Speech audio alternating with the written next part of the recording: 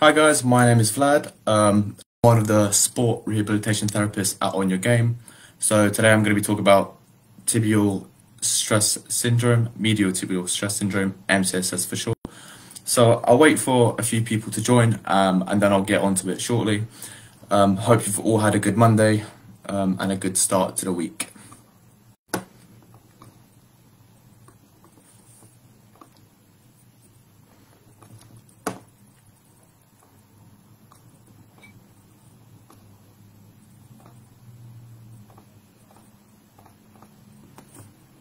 So I'll just give it another minute.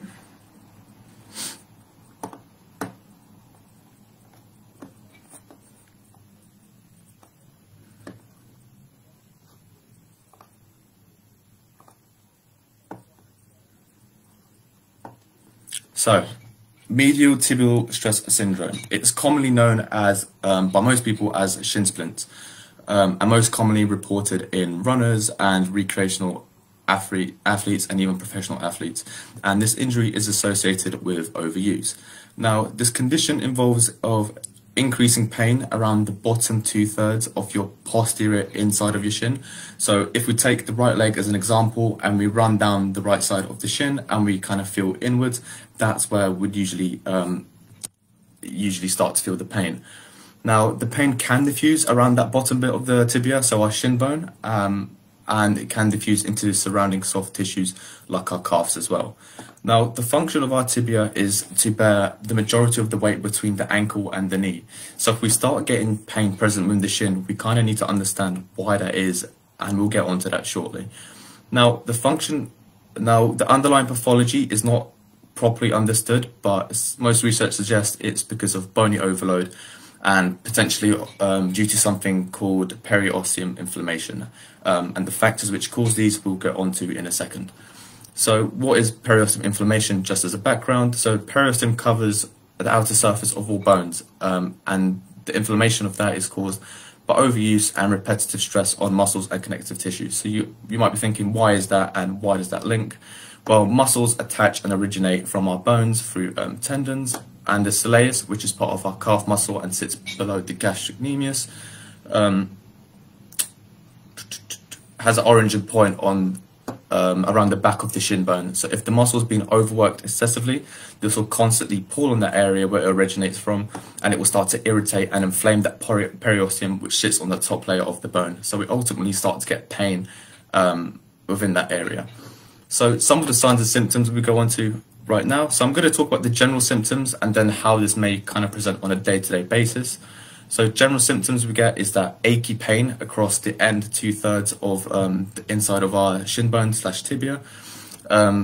So pain can be present if we kind of feel and prod into that area as well. And pain usually tends to spread more than 5 centimeters across that area in the front and inside of your shin.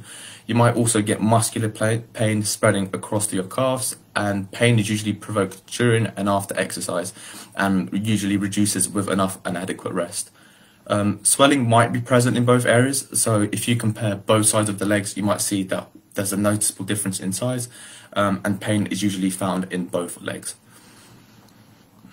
So initially, if we do it as a real life example, the area is usually tender and it might only hurt after like an intense workout, let's say. As the condition worsens, you might find that daily walking starts to be painful and you start getting morning pain and stiffness. You might also realize that as the condition progresses that you might start to get that shin pain very early onto your workouts. So maybe it's usually started towards the end, and you might start realizing it comes on during the middle of your workouts, and if it gets worse, you might start realizing it comes on very quickly into your workouts. And at that point, stuff like walking can be affected as well. So you might feel like you will only be able to walk for like 20-30 minutes before pain starts settling in. So what are the origins and causes, and how does this happen? So we all have intrinsic factors. So it's basically due to cause of intrinsic factors and extrinsic factors. Intrinsic factors are genetic, physiological, and pathological characteristics of the individual. In other words, these traits are intrinsic to the person, whereas extrinsic are influenced from the outside, so environmental, so the complete opposite. So I'll go through some of the intrinsic factors first. So a lot of research suggests that evidence has been linked to compensatory pronation as a primary cause of shin splints or medial tibial stress syndrome. Pronation is the movement where the foot moves in. So if you have your medial arch here, that's moving in towards the floor. Pronation is a triple planar movement. To get this, you need three things to happen at your foot. So you need eversion of the rear foot, so at the back of your foot, you need this to happen. Abduction of the forefoot, so moving away, and dorsiflexion of the ankle, so toes coming towards the shins. Now, to put this into context, pronation is needed for normal walking and for normal gait, and it's essential for when we run to have good pronation. So when the heel impacts to the ground, and during the initial contact phase, the foot then starts to kind of pronate towards the floor. When the whole foot starts to come down and make contact with the floor, the joints of the foot acquire a loose pack position so they can absorb forces going through the foot. And this is known as the loading response. During this phase, the foot continues to go into more pronation, and this is where it reaches its peak pronation. The next stage is mid-stance, and that's where the whole leg is in a straight line. And this is where, at the ankle, what should happen is the foot should move out of pronation into a neutral stance. So from pronation into neutral, we call that supination, so that's the opposite movement. But what happens when we have overpronation occurring at the foot? In this mid-stance position, we have a delayed supination response because the foot is going into excessive pronation. So what that means is when we then try to push off of our toes in the next stages of the walking cycle, there'll be less power generated off at the toes. But not only this, so the tibialis posterior will be put through more strain to prevent the foot going into pronation, and it will be trying to pull it the other way. Now, the tibialis posterior is a small muscle located within the back of the calf, and it's mostly located in the back of the leg, arising from the inner borders of our shin, so tibia, and our fibula, which is the bone right next to it.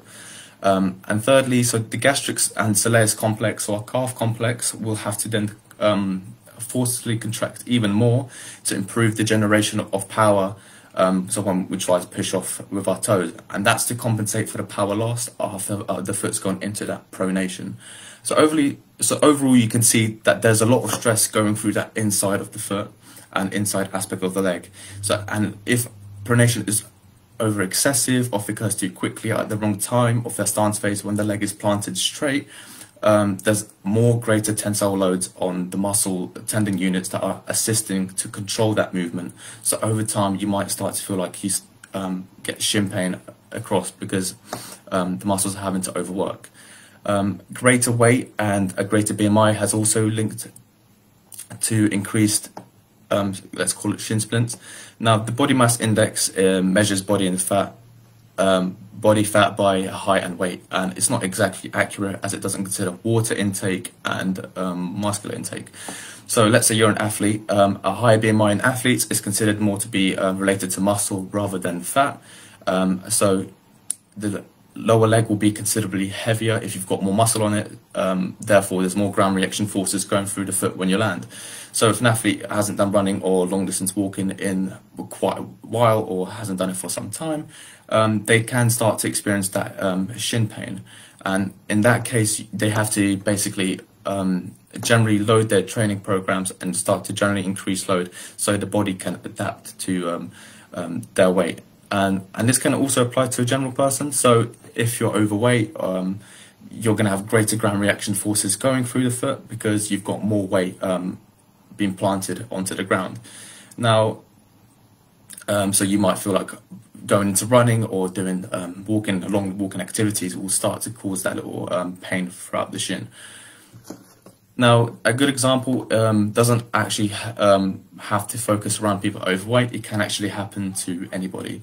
So over lockdown, people started experiencing shin pain after trying to get back to activity,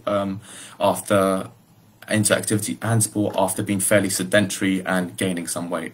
I'm pretty sure quite a lot of people put on weight as we weren't very active. Now, the extra weight they've put on will increase the forces that are going through the foot. And since they haven't been able to run, do any sporting activity, they haven't been trained to deal with this additional weight that is being forced through the foot when they land. So And plus, because they haven't been training regularly, they haven't been adapted to the activity. So that's when they started receiving that shin pain across the foot. Now, this leads to another point of making training errors, like getting back into activity too sudden or increasing activity too quickly. So linking back to lockdown, many people tried to go back to activity under the same intensity they were doing it at previously. So if you've been sedentary and you've kind of detrained over that period and you're going back to intense activity, you're going to be putting the muscles and the tibia, so shin, through too much stress, and you kind of need to slowly ease into activity instead of going back to the same intensity. Additionally, if you're fairly trained and you've been training for some time and you suddenly increase your training intensity and frequency way too quick, you'll force too much stress through the lower leg and the muscles until you get basically the same response, and the pain will start spreading across your shin. All this can be prevented by gradually building up your intensity and not just completely ramming it up and doing too much too quickly, because your body needs to adapt to those loads. Now, previous history of medial tibial stress syndrome or other running injuries is a risk factor to developing it again. So recent systematic review found that people with a history of MTSS had a 3.7 times greater risk of developing medial tibial stress syndrome again. And this could be due to previous injury not healing, or something else like biomechanical changes or muscular weakness still being present within the person. And bear in mind, the shin takes up 70% of load during running, so it needs to be well supported, and previous injury needs to be dealt with before you then start progressing into other things. Now, talking about muscle weakness, there are a few areas which can cause biomechanical changes and then put you at risk of developing MTSS. So if we start with the hip first, so when we do have that initial heel contact, and then we go through the loading phase where the foot starts to accept load on the floor, and then we have that stance phase when the leg is completely straight and has accepted the load. In that stage, the hip is stabilized and supported as it's extending, abducting, so moving away, and the leg is externally rotating concentrically by the hip muscles, which are the gluteals, so bum muscles, the piriformis, which you might have heard of before, and smaller muscles within hip, the obturator internus, superior gemellus, and the inferior gemellus, which are lateral rotators of the hip.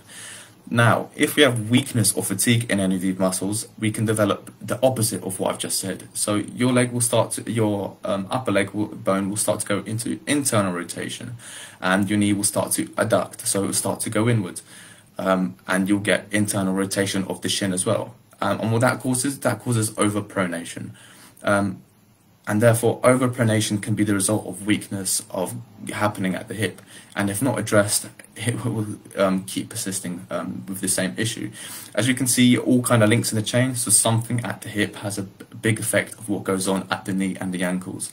Now, the calves, like the gastrocnemius and the soleus, also make the shin bone more resistant to bending forces by resisting and redirecting forces.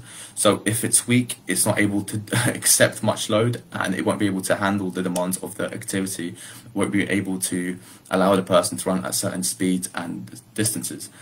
Or likewise, if it's too tight, it does affect your gait, so your walking pattern, by limiting the amount of range available at your ankle. So biomechanically, this disrupts the chain I was talking about, and you then start to get a few differences there. Now, a flat foot arch has been talked about, that people with a flat foot arch are considered to move into excessive pronation and then don't absorb too many ground reaction forces. However, not everyone with flat feet experiences shin splints, so it often occurs if in conjunction with overpronating the foot and overtraining. So those both combined are kind of the leading cause to that. And you do see differences in women as well compared to males. So women are significantly greater at risk of medial tibial stress syndrome than men. Some systematic reviews, so studies, have showed that female athletes especially are 1.7 to 2.4 times greater at risk of developing MTSS than male athletes. And there isn't a great amount of evidence supporting why this is, and it's not like set in stone, but a few things could be related to what I'm about to explain. So there's something called relative energy deficiency in sport, REDS for short. This links to low energy availability, i.e. not eating enough calories to support the combined energy needed for health and training, and it has widespread effect on the impact and health and consequently performance for females and males. But in females, this can lead to reducing estrogen levels, which then is detrimental to bone health, and it's one of the main reasons why some women might experience MTSS, so it's shin splints or something even worse like stress fractures within the shin bone. Now, another reason could be anatomically, women have the average woman has narrow tibias, so narrower shins, and less cross-sectional area than men. So this makes the tibia less able to withstand bending forces like that are experienced during walking, running, and jumping. So moving on to the extrinsic factors, improper footwear. So having the wrong running shoes and running shoes that are worn out will increase your risk of developing shin splints or MTSS.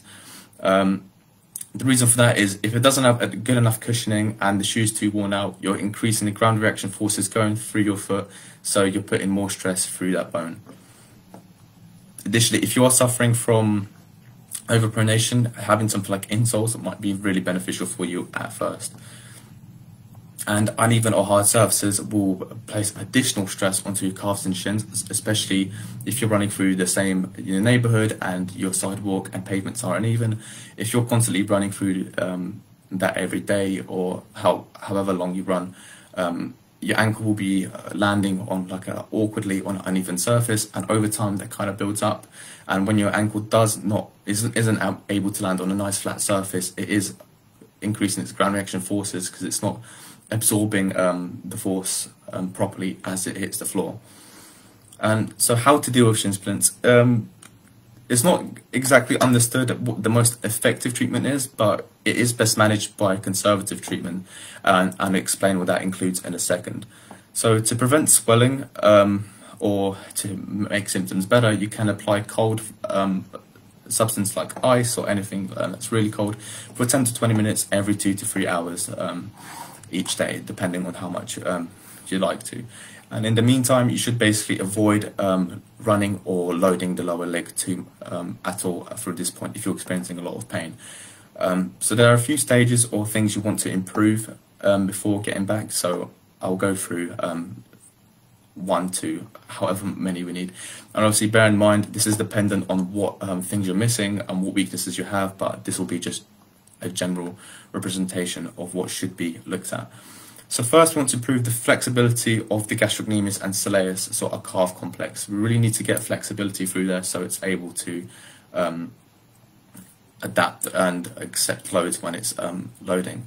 Then we need to start integrating a program for our inverters, everters, and plantar flexors of the lower leg. So this can start with bands and doing stuff like calf raises and single calf raises. And when competent, you can start progressing it to eccentrics, so having yourself lower your foot down and then pushing back up with calf raises. So there's many ways to progress that. So resistance training is well known for stimulating the effect on bone mineral density, and in order to achieve desired effect on muscle and bone cross-sectional area, the load has to be high enough to stimulate bone and muscle growth. So why do we want to strengthen muscles in general? Well, the stronger the muscles and tendons, stronger muscles and tendons have a higher capacity to handle loads. So stronger legs and feet muscles can handle higher forces and experience during like fast sprints or longer runs. So that's kind of why we need our muscles to be strong. We also can integrate a strength program for our intrinsic foot muscles. So this would involve stuff like scrunching the foot, picking up objects with our toes, which will help retrain the foot muscles in conjunction with eversion, inversion, and plantar flexion to help the foot maintain a strong arch, which could be weak with some people, and that's why they're going into excessive pronation. And insoles can be worn within this time to help the foot from falling into excessive pronation if you need it. Proprioceptive balance training is important for neuromuscular education, This could be done with one-legged or on a wobble board, and then slowly progress from there. So improved proprioception will increase the efficiency of joint and postural stabilizing muscles and help the body react to running surfaces. So if you're running on a rigid surface, it will help you absorb those forces and help and prevent other injuries from happening, like a lateral ankle sprain.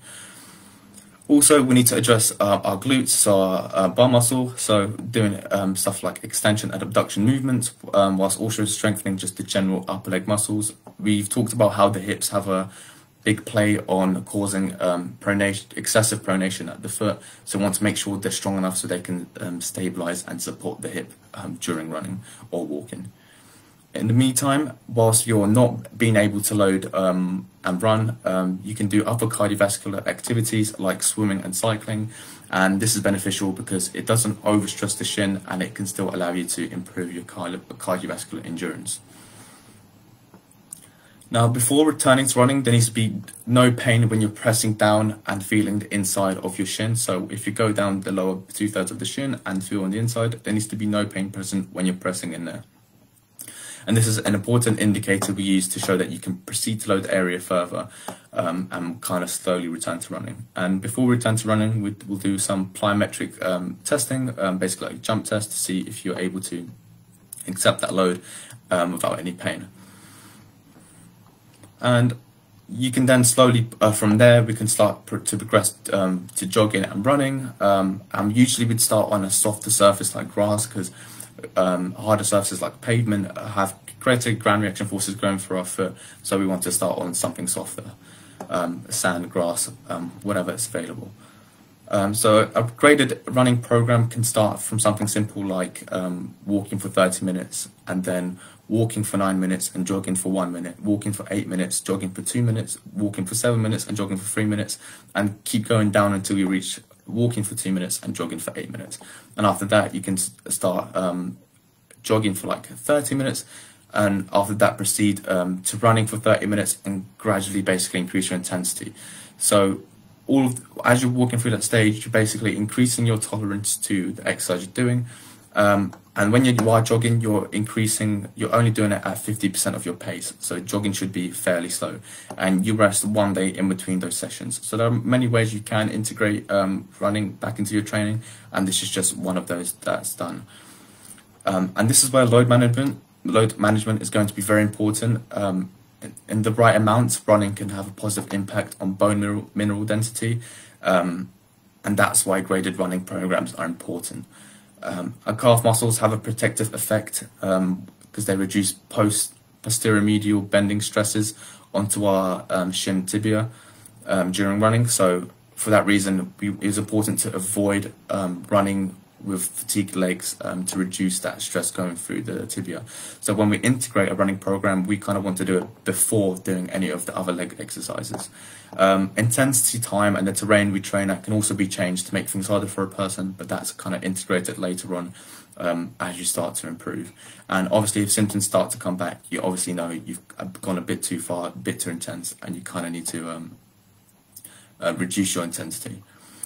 Now, as conditions get better and the individual gets better, you can start doing more intense stuff like plyometric work, so involving bounding, pogos, and variety of different explosive jump exercises.